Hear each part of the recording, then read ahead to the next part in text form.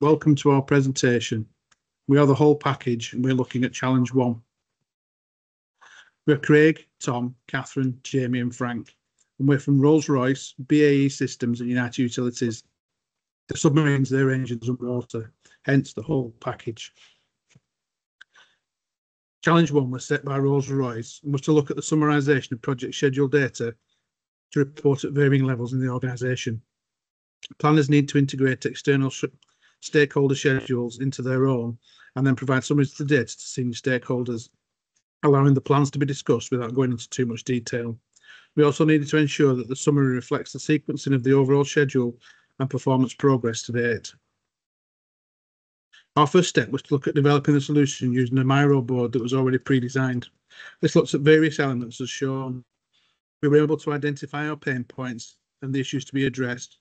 We defined the product we wanted to develop and what we wanted to achieve. We looked at the product vision using the elevator pitch methodology and who the personas are and what is the value from both a customer and product viewpoint. 3 personas identified are the project planner.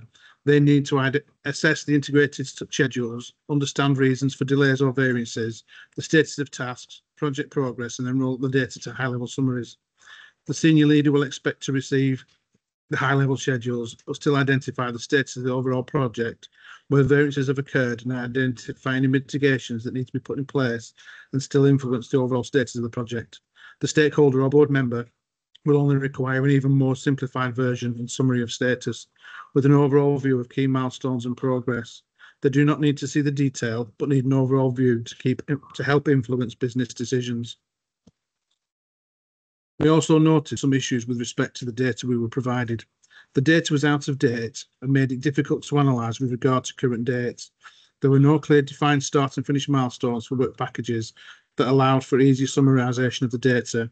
And also the WBS IDs included references to the month for each update and required additional manipulation of the data to compare like for like. So our current solution takes data from E6 Oracle into Excel through Power Query into Power BI. We try to automate this process for a variety of methods. Our proposed solution for the senior leader/board members provides insights based on the latest version of data broken down by the work breakdown structure at level 2, allowing viewing of budgeted versus actual labour units and planned duration versus remaining duration. It allows you to visualise status activity envisioned through proportions of completed, started and not started, time list of activities over time to assist in the identification of long-term trends. Our solely senior leader dashboard allows you to see in-progress performance via business function. You can see the delivery status of current progress activities and also the average percentage of task completion by function for in-progress tasks. The baseline versus actual labour used for progress tasks over time is also visualised. For the current planners/schedulers, we have the ability to extract data at subsequent WBS levels. Activities displayed with attributions such as start, finish, predecessor, successors, and status for a granular view.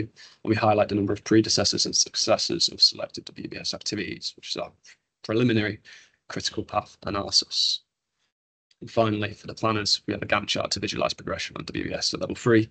Tasks are overlapped with additional detail provided within the tooltips. Limitations and challenges that we took on whilst doing the project. We challenged ourselves with new and unknown software and data set, the organisational limitations to importations of Power BI add-ins for analysis, and old data not being able to add and on target at a current date. Future enhancements. In the future, we would like to add a full critical path analysis to allow a more comprehensive view of bottlenecks in the overall process. We would also like to automate data being exported to the dashboard from a data warehouse to make the process more robust and less prone to errors. And finally, we would like to have the report overlaid with an AI component where the AI could be asked the questions and the schedule, and it would return live visuals and data. In terms of the judges' questions, we've got how would you reshape your original data set to extend the utility of your solution? What kind of data modelling and/or extra fields would you consider? We would put a breakdown of the WBS for clarity, addition of task priority level, desired quality level, information on allocated resources, so teams, companies, and etc., risk levels and risk details for each task. In terms of question 2, so where we've automated the uploading of new data sets, how will we handle variations within the data set? To handle the variations within the data set on an ongoing basis, we'd look to build a debug page into the report that would record the number of errors or unexpected variations in the data, and then investigation could be done from there. An indicator on the health of the data would be held on the main title of the actual dashboard as well.